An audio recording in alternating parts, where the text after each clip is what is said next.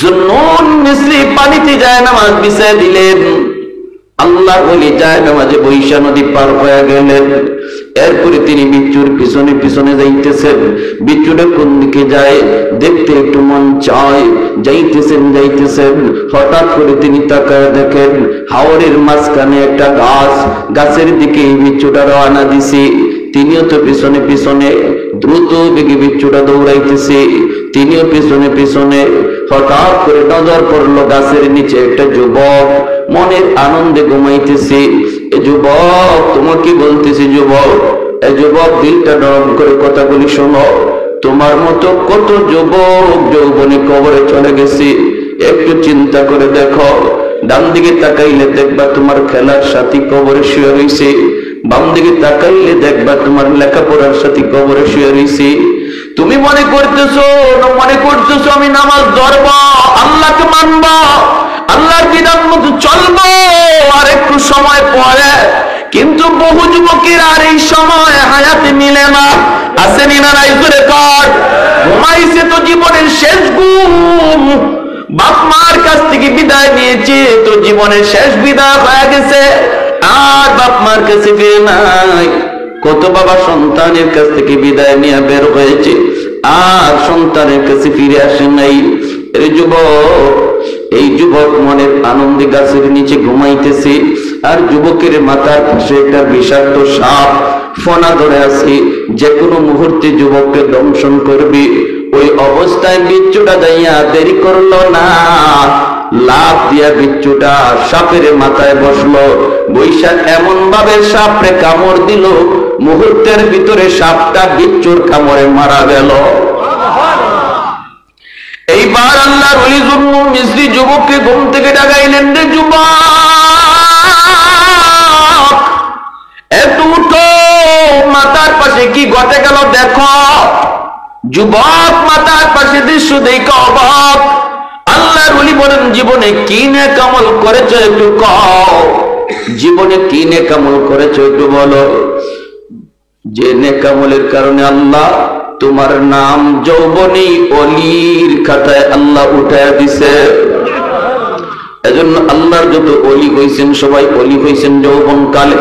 যৌবন কালটা হলো আল্লাহর অলি হওয়ার বয়স। এই পৃথিবীতে যত আল্লাহর অলি অতিবাহিত হয়েছেন সবাই অলির খাতায় নাম লেখাইছেন বুড়া বয়সে না, বরং যৌবন কালে। আল্লাহু আকবার। যৌবন কালে অলির খাতায় নাম লেখাইছেন, কারণ যৌবনে ইবাদত আল্লাহর কাছে বেশি প্রিয়। লা ওয়ারআ কাল কাফি, লা ওয়ারআ কাল কাফি। আল্লাহর নবী রহমতের নবী বলেন, যেই বয়সে গুনাহ করার শক্তি ছিল এরপরও করে না, যেই বয়সে চুরি করার ক্ষমতা ছিল এরপরও করে না, আল্লাহর ভয়ে ওই মানুষটা তোমাদের মধ্যে আল্লাহর ওলি হইয়া যা।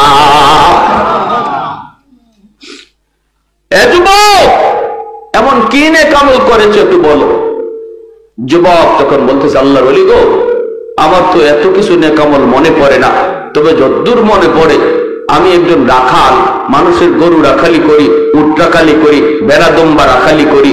যেখানেই আমি থাকি, হাওরে থাকি আর জঙ্গলে থাকি, যখনই আজান শুনি সাথে সাথে নামাজে দাঁড়ায় যায়। দুনিয়ার কোন কাজ আমাকে নামাজ থেকে গাফিল করতে পারে না। কাজ পরে, নামাজ আরো জোরে বলেন, কাজ পরে, নামাজ। দোকানদারি আগে না পরে? দোকানদারি আগে না পরে? নামাজ পরে না আগে? এই যুবক করে আমি যেখানেই থাকি সেখানেই নামাজে দাঁড়ায় যায়। আল্লাহ পাক এই উম্মতের জন্যই গোটা জগৎটারে মসজিদ বানায় দিয়েছেন। আগের কোন উম্মত হাওরে নামাজ পড়লে নামাজ হতো না, আগের কোন উম্মতের জন্য জঙ্গলে নামাজ পড়লে নামাজ হতো না, নির্দিষ্ট জায়গায় আইসেই নামাজ আদায় করতে হতো। কিন্তু আমার আপনার নবী, মায়ার নবী আল্লাহর কাছে আবদার করলেন, মালিক এই যদি হয় তোমার সিদ্ধান্ত, তাহলে আমার আখেরি উম্মত গুলি তারা কেমনে নামাজ আদায় করবে? আমি নবী তো চলে আসব, আমার উম্মতের উলামায়ে কেরাম তারা তো আমি নবীর দায়িত্ব নিয়া তারা তো দেশে দেশে ঘুরবে, দেশে বিদেশে ঘুরবে। এমনও তো আছে আমার একজন উম্মত আলেম না, কিন্তু আমার একটা হাদিস জানছি, এটা জানানোর জন্য সে আরেক দেশে রওনা দিছি। সে তখন বিমানে, সে তখন জাহাজে। মালিক নির্ধারিত জায়গায় নামাজ পড়লে যদি নামাজ হয়, আমার উম্মতের হালত কি হবে? এমনি আল্লাহ কই, বন্ধু আমি আল্লাহ তোমার উম্মতের জন্য গোটা জগৎ মসজিদ বানায় দিলাম। যেখানেই দাঁড়াবে ওই জায়গাটাই মসজিদ হয়ে যাবে। যেখানেই দাঁড়াবে সেখানে আমি আল্লাহ নিজে হাজির হয়ে যাব। এই মেরাজের মাস গেল, মেরাজের মাস শাবান মাস শুরু হয়ে গেল। আল্লাহর পক্ষ থেকে স্পেশাল যে পুরস্কার হাদিয়া আনছেন সেটা হলো নামাজ। কোন কথা কই আপন মালিক, আমি তো তোমার সাথে দেখা করলাম, কিন্তু আমার উম্মত তোমার সাথে দেখা করবে কেমনে, কথা বলবে কেমনে? আল্লাহ আমি তো কথা বললাম, উম্মত কেমনে কথা বলবে?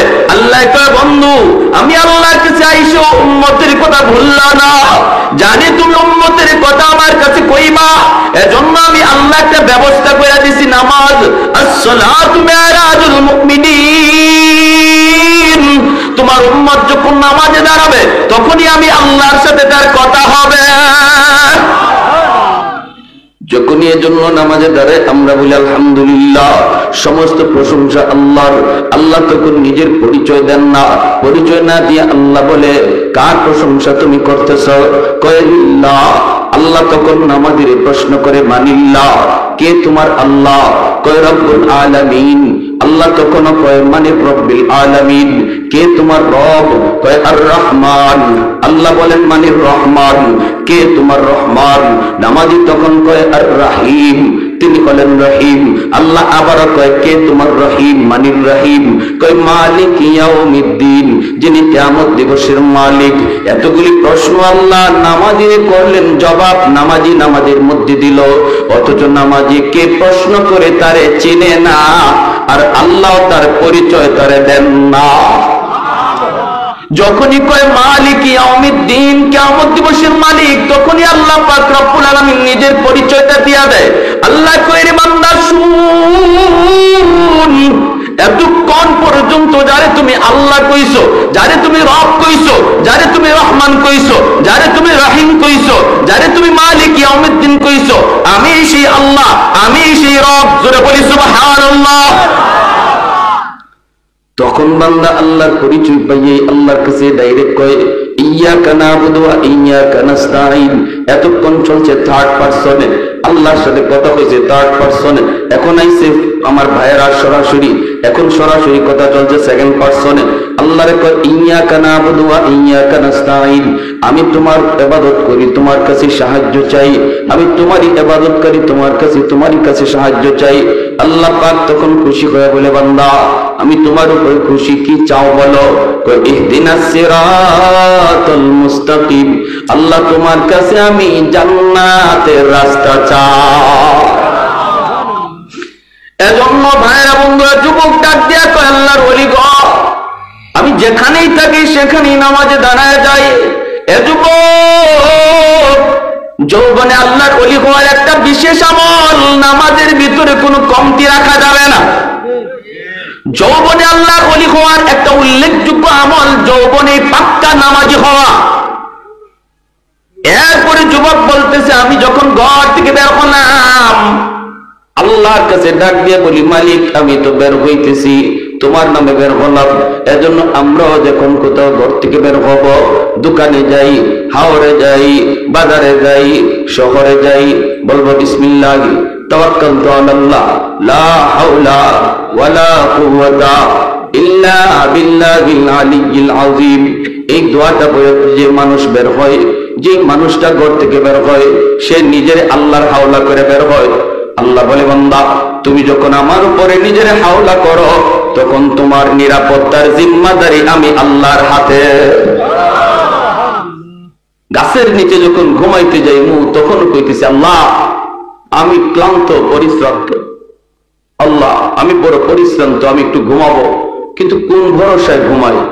আল্লাহ এখানে যদি আমার কোনো জীব জানোয়ারে ক্ষতি করে, বাঁচানোর কেউ নাই, আপন বলতে কেউ নাই। আল্লাহ একমাত্র আমি তোমার হাওলা করলাম, আল্লাহ তোমার উপরে ভরসা করলাম।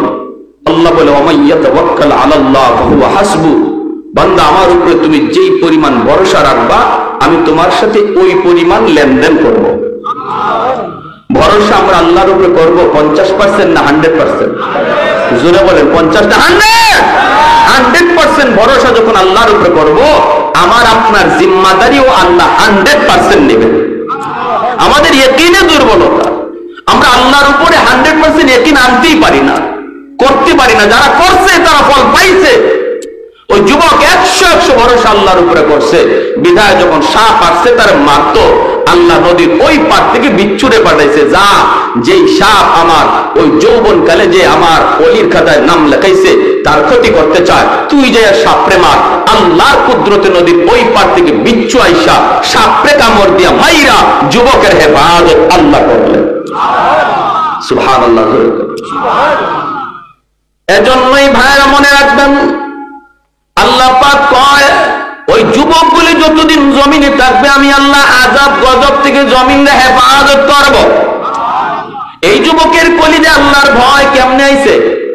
মাদ্রাসা আছে বিদায়, উলামায়ে কেরামের মেহনত আছে বিদায়, মুরব্বী মানুষ এখনো বৃদ্ধ বয়সে আল্লাহর কদমে সেজদা দেয়, আল্লাহকে চিনি, আল্লাহ আল্লাহ জিকির হয়।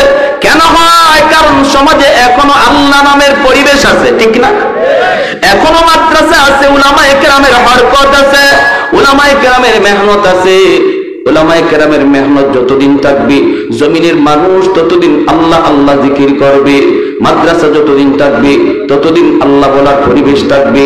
আর আল্লাহ পাক তখন আসমান জমিনকে আল্লাহর রহমত দ্বারা বাঁচায় রাখবে। আর যতদিন মাদ্রাসা থাকবে না, যেদিন মাদ্রাসা থাকবে না, আলেম ওলামা থাকবে না, ওই দিন আল্লাহ জমিনও রাখার কোনো চিন্তা করবেন না। অতএব কেউ যদি মাদ্রাসার ক্ষতি করতে চায়, মনে রাখবা সে মাদ্রাসার ক্ষতি করলো না, বরং নিজের ক্ষতি নিজে করলো। কেউ যদি মাদ্রাসা বন্ধ করে দিতে চায়, সে মাদ্রাসার ক্ষতি করলো না, নিজের জীবন সে নিজে বন্ধ করে দিল। কেউ যদি মাদ্রাসায় হাত উঠায়, সে নিজের পায়ে নিজে কুড়াল মারলো। কেউ যদি কই মাদ্রাসা রাখবো না, আল্লাহ তারে রাখবে না।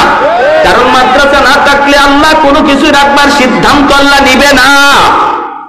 আমরাও দেখেছি বাংলার জমিনে যেই মাদ্রাসার বিরুদ্ধে কথা বলেছে, উলামায়ে কেরামের বিরুদ্ধে কথা বলেছে, মাদ্রাসার প্রয়োজন নাই, মাদ্রাসার দরকার নাই, মৌলবীদের কোনো প্রয়োজন নাই, একজনও জাগাতে নাই। আওয়াজ দেন, ঠিক কিনা? একজনও জাগাতে নাই। কে করছে? হেড অফিস থেকে করছে না।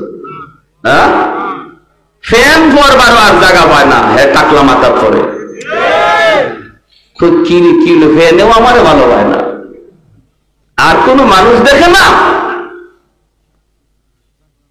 এজন্য বলতেছি মনোযোগ, লাজালতুস সামাআ হাদিদা ওয়াল আরদা খাফসাফা ওয়াত তুরাবা রামাদা ওয়ামা আনজালতু মিনাস সামাই কাতরা ওয়ামা আমবাতু মিনাল আরদি নাবাতা বাল আনজালতু আলাইকুমুল আযাবা সাব্বা। আল্লাহ বলেন, যদি জমিনের মধ্যে আমি আল্লাহর নাম না থাকে, যদি কোরআনের হরকত, কোরআনের আওয়াজ বন্ধ হয়ে যায়, মানুষ যদি আমি আল্লাহকে ভুলে যায়, তাহলে কি করব জানো? আসমানকে আমি আল্লাহর লোহা বানায় দিব, জমিনকে আমি আল্লাহর তামা বানায় দিব। ওয়ামা আনজালতু মিনাস সামাই কাতরা, এক ফোঁটা রহমতের বৃষ্টি আমি জমিনে নাযিল করব না। ওয়ামা আমবাতু মিনাল আরদি নাবাতা, একটা শস্যের দানাও আমি জমিনে উৎপাদন হতে দেব না। বাল আনজালতু আলাইকুমুল আযাবা সাব্বা, আল্লাহ বলেন পরপর শুধু জমিনে গজব আর গজব নামবে। অতএব যুবক, একটু মনোযোগ দিয়ে খেয়াল করে শোনো। আমার নবী রহমতের নবীর সামনে একটা যুবক, বনু তামিম গোত্রের যুবক হাজির হয়ে কাঁদতেছে। এ যুবক, একটু মনোযোগ দিয়ে দিলের কান দিয়ে কথাগুলি শোনো। তোমার মতো একজন যুবক আমার মায়ের নবীর সামনে চোখ দিয়া পানি জড়ায় জড়ায় কান্দে আর কয়, নবী গো, আমি বড় অস্থির, আমি বড় পরেশান। বনু তামিম গোত্রের যুবক, মদিনা শরীফের একটা উল্লেখযোগ্য গোষ্ঠীর নাম বনু তামিম। নবী বলতেছেন, যুবক কেন কান্দ? কই, নবী গো, আমি কান্না করি এজন্য আল্লাহ এতদিন পর্যন্ত আমাকে সম্পদ দেয় নাই। আল্লাহ পাকের মর্জি, সম্পদ দেয় কে? জোরে বলেন, একটু জোরে বলেন কে? শক্তির বলে সম্পদ কামাই করা যায়, বুদ্ধির বলে কামাই করা যায়, বুদ্ধির বলে যদি কামাই করা যাইত, বুদ্ধিজীবী 1 নম্বর ধনী হয়ে যাইত। শক্তির বলে যদি সম্পদ কামাই করা যাইত, কুস্তিগীর বাংলাদেশে 1 নম্বর ধনী হয়ে যাইত। যুবক বলে, ও আল্লাহর নবী, আল্লাহ আমাকে এমন সময় সম্পদ দিয়েছে যেই সময়টাতে আমার বাবা দুনিয়ায় নাই, আমার মা দুনিয়াতে নাই। আমি শিশুকালে দেখেছি গো নবী, আমার আম্মা কত কষ্ট করছেন, আমার আব্বা কত কষ্ট করে করে আমাকে লেখাপড়া করাইছেন, কিন্তু আমি সংসারে হাল ধরতে পারি না। 1 বেলা মা খাইছেন, 2 বেলা উপাস ছিলেন। ঈদের দিনে আমার আম্মা কোন রকম আমার আব্বাকে লইয়া একটা কাপড় কিনা দিচ্ছেন, কিন্তু আমি দেখেছি আমার বাবার গায়ে পুরাতন লুঙ্গি, আমার মার পরনে ছিঁড়া কাপড়। এরপর আমার মার মুখে হাসি, বাবার মুখে হাসি। চিকিৎসাটাও আমি শেষ বয়সে বাপ মার করাইতে পারি নাই। ওগো মায়ার নবী, এখন আমার টেনশন হলো, কান্না হলো, এখন আমি পয়সা দিয়ে কি করব? রাতের বেলা আমি ঘুমাই আর পয়সা নিয়ে শুধু কান্দি। ও মালিক, টাইম মতো তুমি আমাকে পয়সা দিলা না। যদি এখন আমার আব্বা আম্মা থাকতেন, আমি যেভাবে খুশি এইভাবে চিকিৎসা করাইতে পারতাম। আল্লাহর নবী গো, আপনার কাছে আমার প্রশ্ন হলো, যদিও আমার মা, যদিও আমার বাবা কবরে শুয়ে রইছেন, তবু আমার বাপ মার সেবা করার সুযোগ আমার আসেনি। মায়ার নবী বলেন, 5টা কাজ কইরো, তোমার খেদমত আল্লাহ কবরে পৌঁছায় দিবে। কয়টা কাজের কথা নবী বলছেন? কয়টা? একটু জোরে বলেন, কয়টা? কার কার শুনবার নিয়ত আছে 5টা কাজ? একটু হাত তুলে আল্লাহকে দেখা। আল্লাহু আকবার, জোরে বলি আল্লাহু আকবার। 1 নম্বরে নবী বলেন, আসসালাতু লাহুমা, বেশি বেশি করে বাপ মার জন্য তুমি দোয়া করো। যে দোয়াটা আল্লাহ পবিত্র কোরআনে নিজে শিখাইছেন, রব্বির হামহুমা। আমার সাথে সবাই পড়েন না, দিলটা নরম করুন। রব্বির হামহুমা কামা রাব্বায়ানি সগীরা। যেখানে যখনই এই দোয়াটা করবেন, তখন বাপ মার চেহারাটা নিজের চোখের সামনে নিয়ে আসবেন, চোখের সামনে বাপ মার চেহারাটা আনবেন, আর দোয়াটা করবেন দিলটা নরম করে।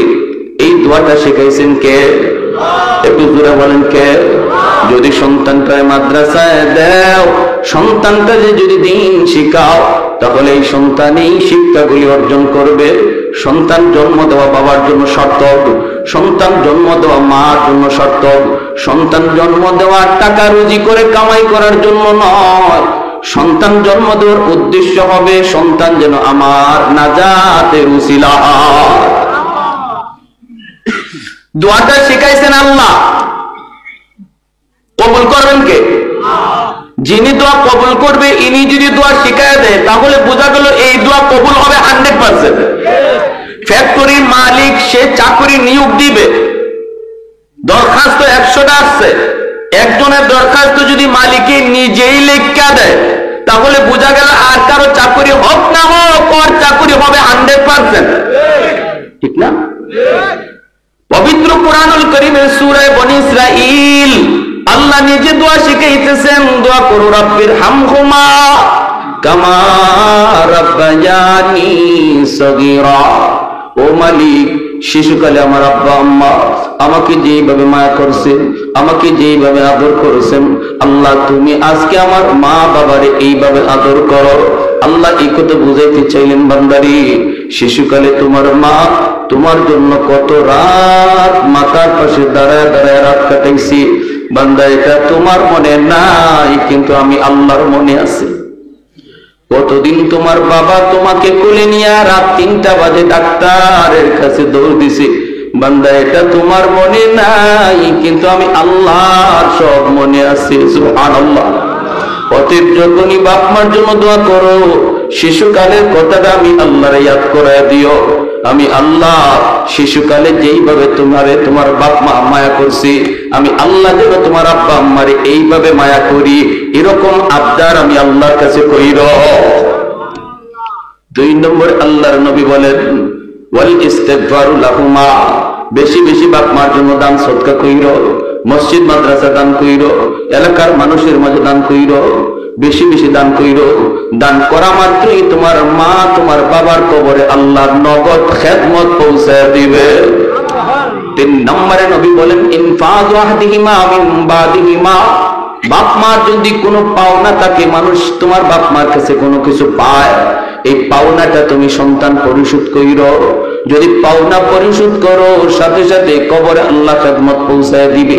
তোমার বাবা কারো হক নষ্ট করেছে, তোমার বোনের হক তোমার বাবারা নষ্ট করেছে, তোমার বাবার সব সম্পদ তোমার লিখে দেয়া গেছে, বোনদেরকে তোমার বোনদেরকে দেয় নাই। বলুন তো, বাবা মারা যাওয়ার পর বাবার সম্পদের বন্টন কে করছে? আওয়াজ আসতে কেন? আরো জোরে। সম্পদের বন্টন কে করছেন? মেম্বার সাহেব, চেয়ারম্যান সাহেব, এমপি সাহেব, মেয়র সাহেব? কেউ না। সম্পদ বন্টন করছেন কে? লিযাকারি মিসলু হাজ্জিল উনসায়াইন। আল্লাহ পাক পবিত্র কোরআনে সম্পদের বন্টন করেছে।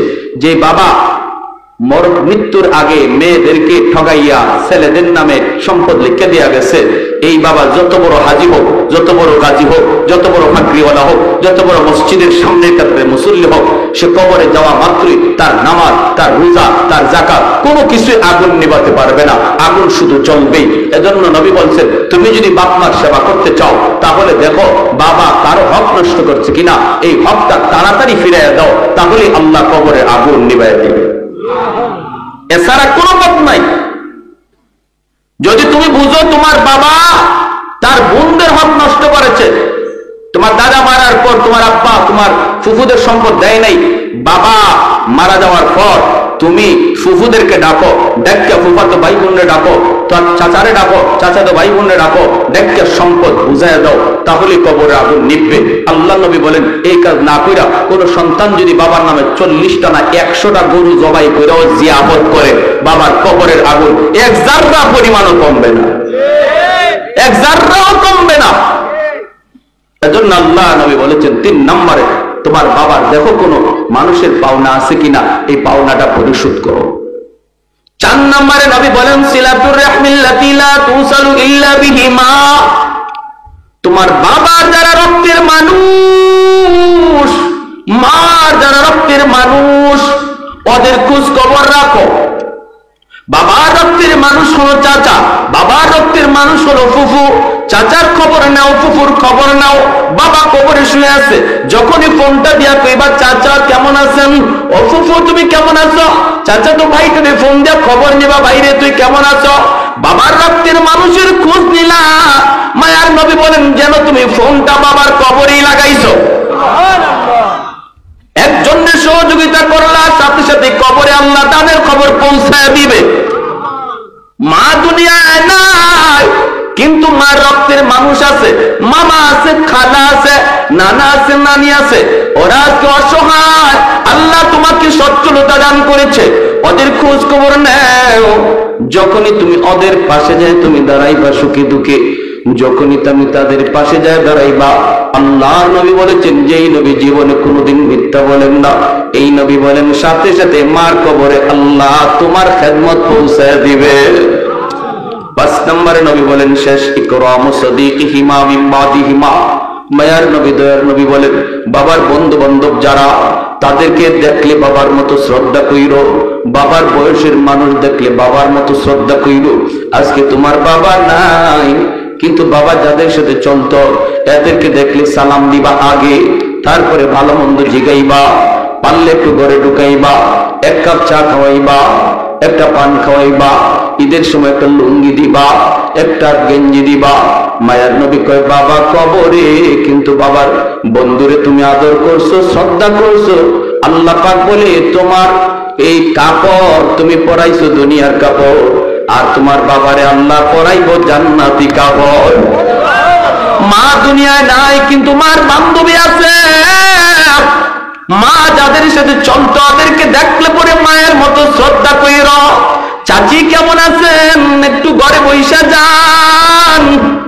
আর যদি আমার আম্মা দুনিয়া থাকতেন তাহলে মাকে না দেখে যাইতে পারতেন না। চাচি আসেন না একটু ঘরে, 1 কাপ চা খেয়ে যান। নবী বলে যেন তুমি তোমার মারই তুমি সেবা করছো। সুবহানাল্লাহ জোরে কর। এজন্য ভাইরি আল্লাহ নবী বলছেন বাপ মার জন্য দান সদকা করলে কবরে খেদমত পৌঁছায় দিবে কে? একটু জোরে বলেন না কে?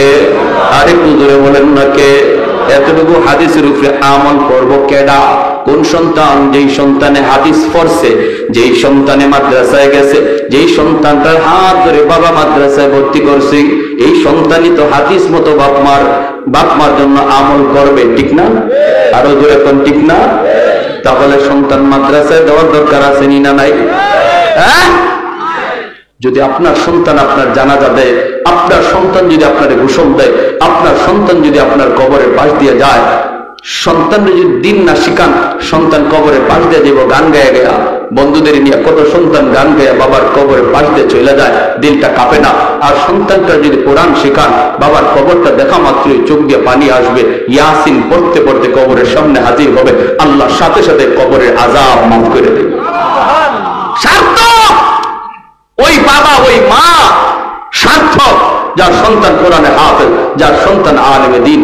এই মাদ্রাসাগুলোতে দেখলাম ছোট ছোট বাচ্চাগুলি কত বাবা কত মা কত আশা করে দিচ্ছে। শুনেন, মনে রাখবেন, কোন সন্তান মাদ্রাসায় আসবে এটা মানুষের হাতে না, এটা আল্লাহর কুদরতি হাতে। যে সিনাকে আল্লাহ চয়েস করেন, নিজে নির্বাচন করেন তার কোরআনকে আমানত রাখার জন্য, তারই মাদ্রাসায় আসার তৌফিক দেন। বাহাদুরি করে সন্তানের সিনায় কোরআন ঢুকানো যায় না। লক্ষ টাকা কোটি টাকা দিয়া ডিগ্রি কিনা যায়, উকিলাতি ডিগ্রি কিনা যায়, ব্যারিস্টারি ডিগ্রি আনা যায়, টাকা দিয়া হরিণের চোখ মিলে, কিন্তু সম্পদ হইলেই সন্তানের সিনায় কোরআন ঢুকানো যায় না, যদি আল্লাহ চয়েস না করে, ঠিক কিনা? এটা আল্লাহর নির্বাচন। আমার ভাইয়েরা, আমি মুসাফির মানুষ, যাব সিলেট, একটু অনুরোধ করবো, মুসাফিরের তো আল্লাহর কাছে কবুল। এমন একজন সন্তান বাবার নামে, এমন একজন সন্তান মায়ের নামে বলেন, আল্লাহ যেন নগদ এই খবরটা কবরে পৌঁছায় দেয়, সেবার খেদমতটা যেন পৌঁছায় দেয়। একজন সন্তান হাতটা জায়গায় বলেন, হুজুর ইনশাআল্লাহ আমি 5,000 টাকা ইনশাআল্লাহ আমি মাদ্রাসায় নবীর বাগানে দিব আমার আম্মার নামে। আমার একজন উম্মত আলেম না, কিন্তু আমার একটা হাদিস জানছি, এটা জানানোর জন্য সে আরেক দেশে রওনা দিছি। সে তখন বিমানে, সে তখন জাহাজে, মালিক নির্ধারিত জায়গায় নামাজ পড়লে যদি নামাজ হয়, আমার উম্মতের হালত কি হবে? এমনি আল্লাহ বন্ধু, আমি আল্লাহ তোমার উম্মতের জন্য গোটা জগৎ মসজিদ বানায় দিলাম। যেখানেই দাঁড়াবে ওই জায়গাটাই মসজিদ হয়ে যাবে, যেখানেই দাঁড়াবে সেখানে আমি আল্লাহ নিজে হাজির হয়ে যাব। এই মেরাজের মাস গেল, মেরাজের মাস শাবান মাস শুরু হয়ে গেল। আল্লাহর পক্ষ থেকে স্পেশাল যে পুরস্কার হাদিয়া আনছেন সেটা হলো নামাজ। কোন কথা কইয়া আপন মালিক, আমি তো তোমার সাথে দেখা করলাম, কিন্তু আমার উম্মত তোমার সাথে দেখা করবে কেমনে, কথা বলবে কেমনে? আল্লাহ, আমি তো কথা বললাম, উম্মত কেমনে কথা বলবে? আল্লাহ কয়, বন্ধু আমি আল্লাহর কাছে আইসো উম্মতের কথা ভুললা না, জানি তুমি উম্মতের কথা আমার কাছে কইবা, এজন্য আমি আল্লাহ একটা ব্যবস্থা করে দিছি, নামাজ। আসসালাতু মিরাজুল মুমিনিন। তোমার উম্মত যখন নামাজে দাঁড়াবে তখনই আমি আল্লাহর সাথে তার কথা হবে। যখনই এজন্য নামাজে দাঁড়ায় আমরা বলি আলহামদুলিল্লাহ, সমস্ত প্রশংসা আল্লাহর। আল্লাহ তখন নিজের পরিচয় দেন না, পরিচয় না দিয়ে আল্লাহ বলে, কার প্রশংসা তুমি করতেছ? কয় লিল্লাহ। আল্লাহ তখন নামাজের প্রশ্ন করে, মানিল্লাহ, কে তোমার আল্লাহ? কয় রব্বুল আলামিন। আল্লাহ তখন কয়, মানে রব্বিল আলামিন, কে তোমার রব? কয় আর রহমান। আল্লাহ বলেন, মানে রহমান, কে তোমার রহমান? নামাজি তখন কয় আর রাহিম, তিনি হলেন রহিম। আল্লাহ আবার কয়, কে তোমার রহিম? মানির রহিম। কয় মালিক ইয়াউমিদ্দিন, যিনি কিয়ামত দিবসের মালিক। এতগুলি প্রশ্ন আল্লাহ নামাজি করলেন, জবাব নামাজি নামাজের মধ্যে দিল, অথচ নামাজি কে প্রশ্ন করে তারে চেনে না, আর আল্লাহ তার পরিচয় তারে দেন না। যখনই কয় মালিক ইয়াউমিদ্দিন, কিয়ামত দিবসের মালিক, তখনই আল্লাহ পাক রব্বুল আলামিন নিজের পরিচয়টা দিয়া দেয়। আল্লাহ কয়, রে বান্দা শুন,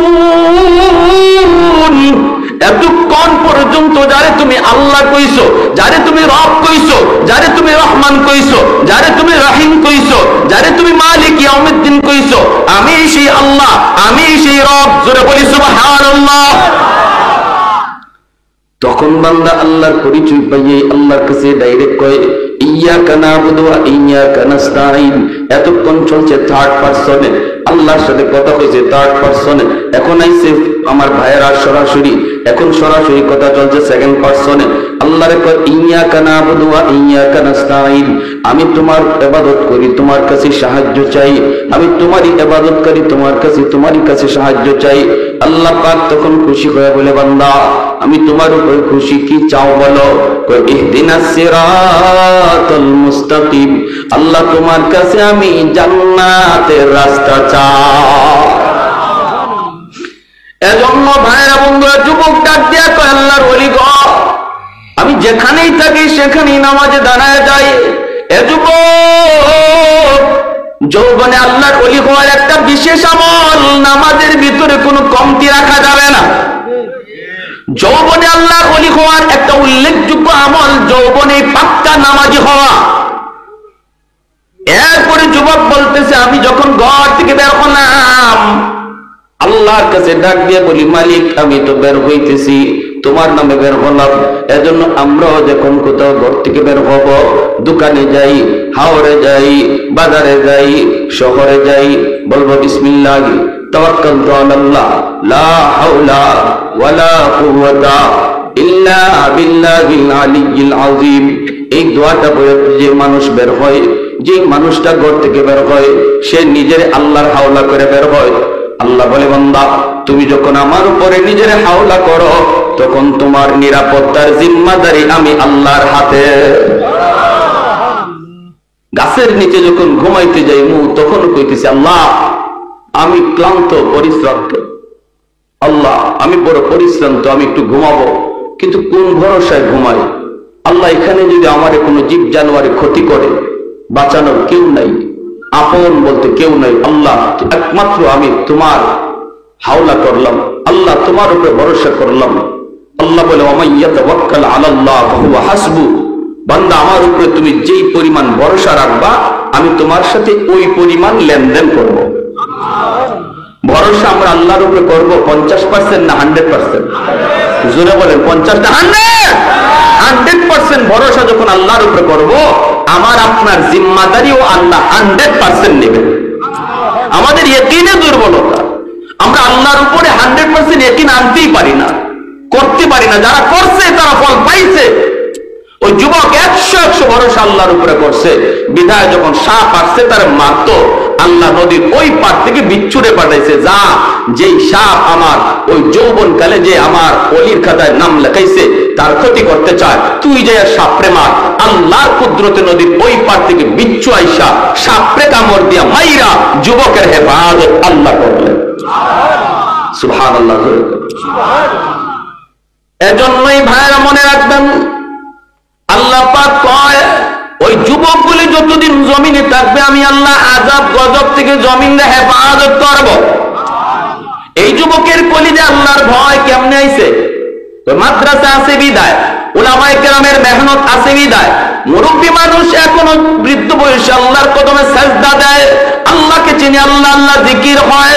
কেন হয়? কারণ সমাজে এখনো আল্লাহ নামের পরিবেশ আছে, ঠিক না? এখনো মাদ্রাসা আছে, উলামায়ে কেরামের হরকত আছে, উলামায়ে কেরামের মেহনত আছে। উলামায়ে কেরামের মেহনত যতদিন থাকবে জমিনের মানুষ ততদিন আল্লাহ আল্লাহ জিকির করবে। মাদ্রাসা যতদিন থাকবে ততদিন আল্লাহ বলার পরিবেশ থাকবে। আর আল্লাহ পাক তখন আসমান জমিনকে আল্লাহর রহমত দ্বারা বাঁচায় রাখবে। আর যতদিন মাদ্রাসা থাকবে না, যেদিন মাদ্রাসা থাকবে না, আলেম ওলামা থাকবে না, ওই দিন আল্লাহ জমিনও রাখার কোনো চিন্তা করবেন না। অতএব কেউ যদি মাদ্রাসার ক্ষতি করতে চায় মনে রাখবা সে মাদ্রাসার ক্ষতি করলো না, বরং নিজের ক্ষতি নিজে করলো। কেউ যদি মাদ্রাসা বন্ধ করে দিতে চায় সে মাদ্রাসার ক্ষতি করলো না, নিজের জীবন সে নিজে বন্ধ করে দিল। কেউ যদি মাদ্রাসায় হাত উঠায় সে নিজের পায়ে নিজে কুড়াল মারলো। কেউ যদি কয় মাদ্রাসা রাখবো না, আল্লাহ তারে রাখবে না। কারণ মাদ্রাসা না থাকলে আল্লাহ কোনো কিছু রাখবার সিদ্ধান্ত আল্লাহ নিবে না। আমরাও দেখেছি বাংলার জমিনে যেই মাদ্রাসার বিরুদ্ধে কথা বলেছে, উলামায়ে কেরামের বিরুদ্ধে কথা বলেছে, মাদ্রাসার প্রয়োজন নাই, মাদ্রাসার দরকার নাই, মৌলবীদের কোনো প্রয়োজন নাই, একজনও জায়গাতে নাই। আওয়াজ দেন ঠিক কিনা? একজনও জায়গাতে নাই। কে করছে? হেড অফিস থেকে করছে না। হ্যাঁ, ফ্যান পরবারও আর জায়গা পায় না, হ্যাঁ টাকলা মাথা পরে কি ফ্যানেও আমারে ভালো হয় না, আর কোন মানুষ দেখে না। এজন্য বলতেছি মনোযোগ, লাজালতু সামাআ হাদিদা ওয়াল আরদা খাফসাফা ওয়াত তুরাবা রামাদা ওয়ামা আনজালতু মিনাস সামাই কাতরা ওয়ামা আনবাতু মিনাল আরদি নাবাতা বাল আনজালতু আলাইকুমুল আযাবা সাব্বা। আল্লাহ বলেন, যদি জমিনের মধ্যে আমি আল্লাহর নাম না থাকে, যদি কোরআনের হরকত, কোরআনের আওয়াজ বন্ধ হয়ে যায়, মানুষ যদি আমি আল্লাহকে ভুলে যায়, তাহলে কি করব জানো? আসমানকে আমি আল্লাহর লোহা বানায় দিব, জমিনকে আমি আল্লাহর তামা বানায় দিব। ওয়ামা আনজালতু মিনাস সামাই কাতরা, এক ফোঁটা রহমতের বৃষ্টি আমি জমিনে নাজিল করব না। ওয়ামা আনবাতু মিনাল আরদি নাবাতা, একটা শস্যের দানাও আমি জমিনে উৎপাদন হতে দেব না। বাল আনজালতু আলাইকুমুল আযাবা সাব্বা, আল্লাহ বলেন পরপর শুধু জমিনে গজব আর গজব নামবে। অতএব যুবক, একটু মনোযোগ দিয়ে খেয়াল করে শোনো। আমার নবী রহমতের নবীর সামনে একটা যুবক, বনু তামিম গোত্রের যুবক হাজির হয়ে কাঁদতেছে। এ যুবক, একটু মনোযোগ দিয়ে দিলের কান দিয়ে কথাগুলি শোনো। তোমার মতো একজন যুবক আমার মায়ের নবীর সামনে চোখ দিয়া পানি জড়ায় জড়ায় কান্দে আর কয়, নবী গো, আমি বড় অস্থির, আমি বড় পেরেশান। বনু তামিম গোত্রের যুবক, মদিনা শরীফের একটা উল্লেখযোগ্য গোষ্ঠীর নাম বনু তামিম। নবী বলতেছেন, যুবক কেন কান্দ? কই, নবী গো, আমি কান্না করি এজন্য, আল্লাহ এতদিন পর্যন্ত আমাকে সম্পদ দেয় নাই। আল্লাহ পাকের মর্জি, সম্পদ দেয় কে? জোরে বলেন, একটু জোরে বলেন কে? শক্তির বলে সম্পদ কামাই করা যায়, বুদ্ধির বলে কামাই করা যায়। বুদ্ধির বলে যদি কামাই করা যাইতো, বুদ্ধিজীবী এক নম্বর ধনী হয়ে যাইত। শক্তির বলে যদি সম্পদ কামাই করা যাইত, কুস্তিগীর বাংলাদেশে এক নম্বর ধনী হয়ে যাইত। যুবক বলে, ও আল্লাহর নবী, আল্লাহ আমাকে এমন সময় সম্পদ দিয়েছে যেই সময়টাতে আমার বাবা দুনিয়ায় নাই, আমার মা দুনিয়াতে নাই। আমি শিশুকালে দেখেছি গো নবী, আমার আম্মা কত কষ্ট করছেন, আমার আব্বা কত কষ্ট করে করে আমাকে লেখাপড়া করাইছেন, কিন্তু আমি সংসারে হাল ধরতে পারি না। এক বেলা মা খাইছেন, দুই বেলা উপাস ছিলেন। ঈদের দিনে আমার আম্মা কোন রকম আমার আব্বাকে লইয়া একটা কাপড় কিনা দিচ্ছেন, কিন্তু আমি দেখেছি আমার বাবার গায়ে পুরাতন লুঙ্গি, আমার মার পরনে ছিঁড়া কাপড়। এরপর আমার মার মুখে হাসি, বাবার মুখে হাসি। চিকিৎসাটাও আমি শেষ বয়সে বাপ মার করাইতে পারি নাই। ওগো মায়ার নবী, এখন আমার টেনশন হলো, কান্না হলো, এখন আমি পয়সা দিয়ে কি করব? রাতের বেলা আমি ঘুমাই আর পয়সা নিয়ে শুধু কান্দি। ও মালিক, টাইম মতো তুমি আমাকে পয়সা দিলা না। যদি এখন আমার আব্বা আম্মা থাকতেন, আমি যেভাবে খুশি এইভাবে চিকিৎসা করাইতে পারতাম। আল্লাহর নবী গো, আপনার কাছে আমার প্রশ্ন হলো, যদিও আমার মা, যদিও আমার বাবা কবরে শুয়ে রইছেন, তবু আমার বাপ মার সেবা করার সুযোগ আমার আসেনি। মায়ার নবী বলেন, 5টা কাজ কইরো, তোমার খেদমত আল্লাহ কবরে পৌঁছায় দিবে। কয়টা কাজের কথা নবী বলছেন? কয়টা? একটু জোরে বলেন, কয়টা? কার কার শুনবার নিয়ত আছে 5টা কাজ? একটু হাত তুলে আল্লাহকে দেখা। আল্লাহু আকবার, জোরে বলি আল্লাহু আকবার। 1 নম্বরে নবী বলেন, আসসালাতু লাহুমা, বেশি বেশি করে বাপ মার জন্য তুমি দোয়া করো। যেই দোয়াটা আল্লাহ পবিত্র কোরআনে নিজে শিখাইছেন, রব্বির হামহুমা। আমার সাথে সবাই পড়েন না, দিলটা নরম করো, রব্বির হামহুমা কামা রাব্বায়ানি সগীরা। যখনই এই দোয়াটা করবেন, তখন বাপ মার চেহারাটা নিজের চোখের সামনে নিয়ে আসবেন, চোখের সামনে বাপ মার চেহারাটা আনবেন, আর দোয়াটা করবেন দিলটা নরম করে। এই দোয়াটা শিখাইছেন কে? একটু জোরে বলেন কে? যদি সন্তানটা মাদ্রাসায় দাও, সন্তানটা যদি দিন শিখাও, তাহলে এই সন্তান এই শিক্ষাগুলি অর্জন করবে। সন্তান জন্ম দেওয়া বাবার জন্য সার্থক, সন্তান জন্ম দেওয়া মার জন্য সার্থক। সন্তান জন্ম দেওয়া টাকা রুজি করে কামাই করার জন্য নয়। সন্তান জন্ম দেওয়ার উদ্দেশ্য হবে সন্তান যেন আমার নাজাতের উসিলা হয়। দোয়াটা শিখাইছেন আল্লাহ,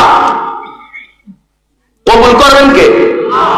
যিনি দোয়া কবুল করবে ইনি যদি দোয়া শিখায় দেয়, তাহলে বোঝা গেল এই দোয়া কবুল হবে 100%।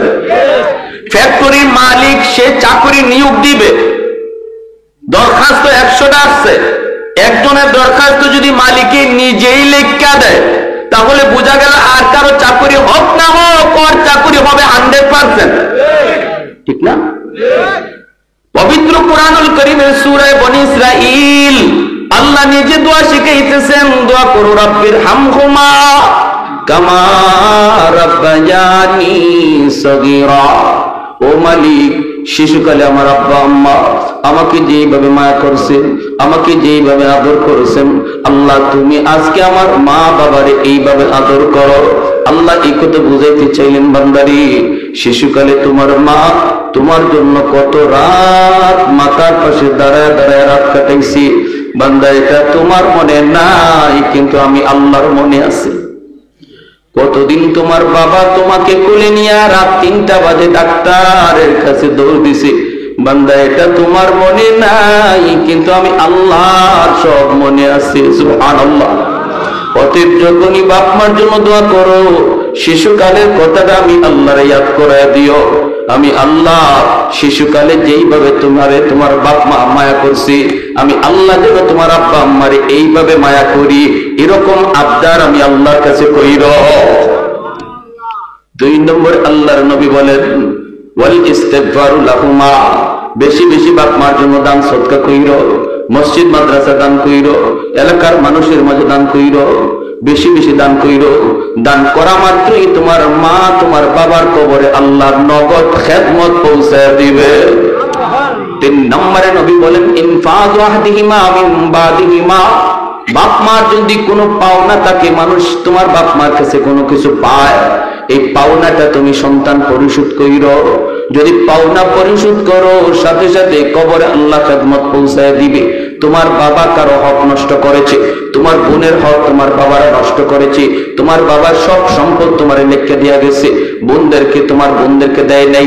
বলুন তো, বাবা মারা যাওয়ার পর বাবার সম্পদের বন্টন কে করছে? আওয়াজ আসতে কেন? আরো জোরে। সম্পদের বন্টন কে করছেন? মেম্বার সাহেব, চেয়ারম্যান সাহেব, এমপি সাহেব, মেয়র সাহেব? কেউ না। সম্পদ বন্টন করছেন কে? লিযাকারি মিসলু হাযিল উনসায়াইন। আল্লাহ পাক পবিত্র কোরআনে সম্পদের বন্টন করেছে। যে বাবা মৃত্যুর আগে মেয়েদেরকে ঠগাইয়া ছেলেদের নামে সম্পদ লিখে দেওয়া গেছে, এই বাবা যত বড় হাজি হোক, যত বড় গাজী হোক, যত বড় ফাকরিওয়ালা হোক, যত বড় মসজিদের সামনে কাতরে মুসল্লি হোক, সে কবরে যাওয়া মাত্রই তার নামাজ, তার রোজা, তার যাকাত কোনো কিছুই আগুন নিভাতে পারবে না, আগুন শুধু চলবেই। এজন্য নবী বলছেন, তুমি যদি বাপ মার সেবা করতে চাও, তাহলে দেখো বাবা কারো হক নষ্ট করছে কিনা, এই হকটা তাড়াতাড়ি ফিরিয়ে দাও, তাহলে আল্লাহ কবরে আগুন নিভাইয়া দিবে। এছাড়া কোনো পথ নাই। যদি তুমি বুঝো তোমার বাবা তার বোনদের হক নষ্ট করেছে, তোমার দাদা মারার পর তোমার আব্বা তোমার ফুফুদের সম্পদ দেয় নাই, বাবা মারা যাওয়ার পর তুমি ফুফুদেরকে ডাকো, ডেকে ফুফাতো ভাই বোনরে ডাকো, তোর চাচারে ডাকো, চাচাতো ভাই বোনরে ডাকো, ডেকে সম্পদ বুঝাইয়া দাও, তাহলে কবরে আগুন নিভবে। আল্লাহ নবী বলেন, এই কাজ না কইরা কোন সন্তান যদি বাবার নামে 40টা না 100টা গরু জবাই কইরাও জিয়াফত করে, বাবার কবরের আগুন 1 জাররা পরিমাণও কমবে না, 1 জাররাও কমবে না। এজন্য আল্লাহ নবী বলেছেন, 3 নম্বরে তোমার বাবার দেখো কোনো মানুষের পাওনা আছে কিনা, এই পাওনাটা পরিশোধ করো।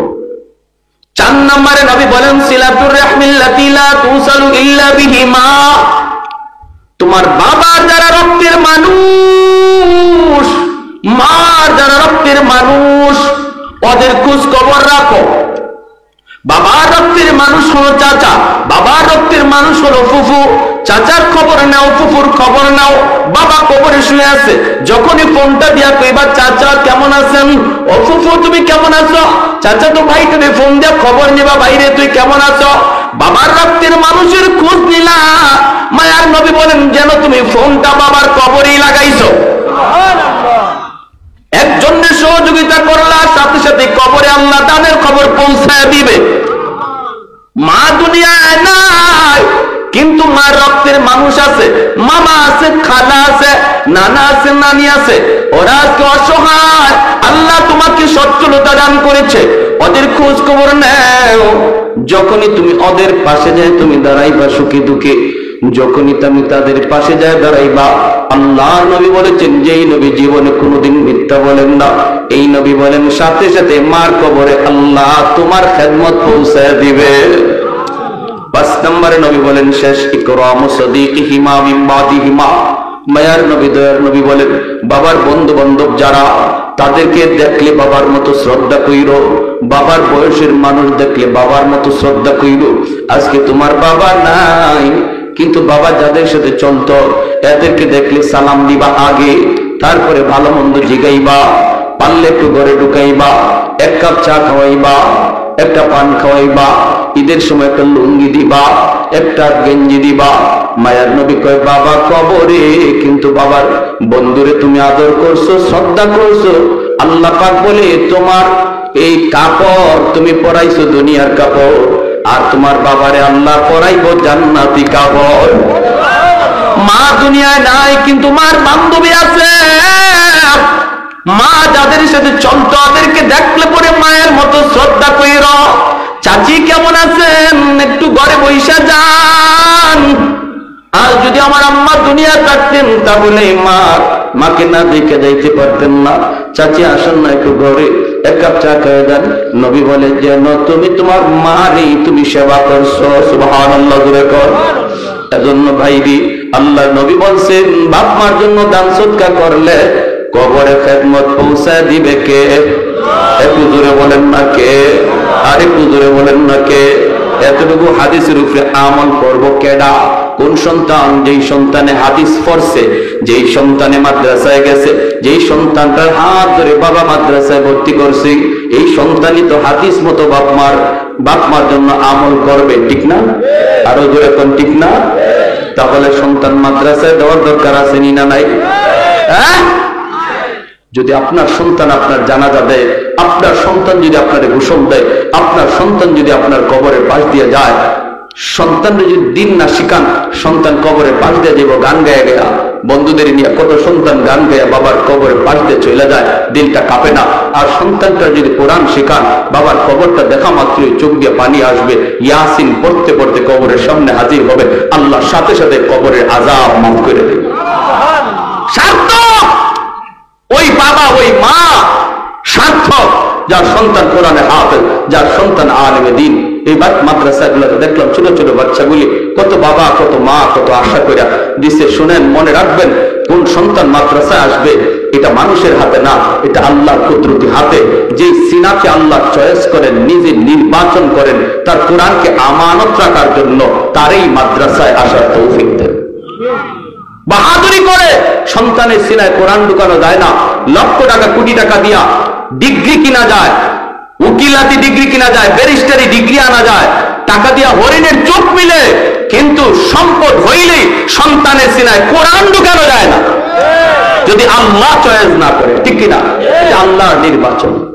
আমার ভাইয়েরা, আমি মুসাফির মানুষ, যাবো সিলেট, একটু অনুরোধ করবো, মুসাফিরের তো আল্লাহর কাছে কবুল। এমন একজন সন্তান বাবার নামে, এমন একজন সন্তান মায়ের নামে বলেন, আল্লাহ যেন নগদ এই খবরটা কবরে পৌঁছায় দেয়, সেবার খেদমতটা যেন পৌঁছায় দেয়। একজন সন্তান হাতটা জায়গায় বলেন, হুজুর ইনশাআল্লাহ আমি 5,000 টাকা ইনশাআল্লাহ আমি মাদ্রাসায় নবীর বাগানে দিব, আমার আম্মার নামে, আমার আব্বার নামে। বলেন হিম্মত করে একজন ভাই, সবার আগে যিনি উঠাবেন, সবার আগে যিনি উঠাবেন, সবার আগে যিনি উঠাবেন, সবার আগে যিনি উঠাবেন,